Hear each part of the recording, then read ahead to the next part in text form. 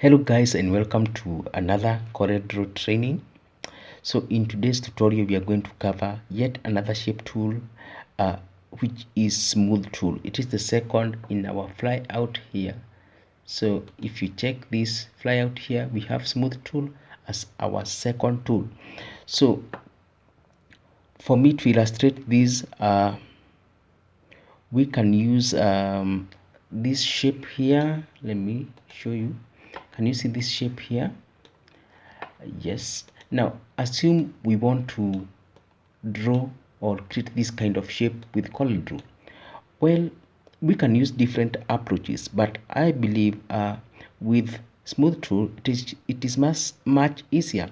Now smooth tool is used to remove jagged edges by reducing the number of nodes.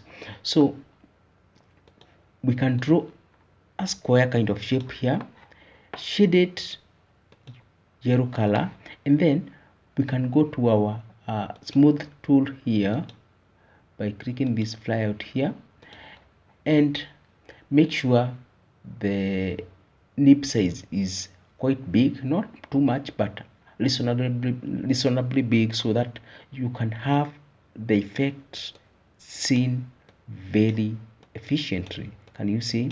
I'm able to carve just one corner of the square by reducing the number of nodes. I can shape the other side here just like this. So with smoothen tool you are able to manage just a single node, and you can reduce the sharpness by smoothing it. So basically what smoothen tool does is it reduces the sharpness of an edge, and so you can make any shape smooth, as you can see.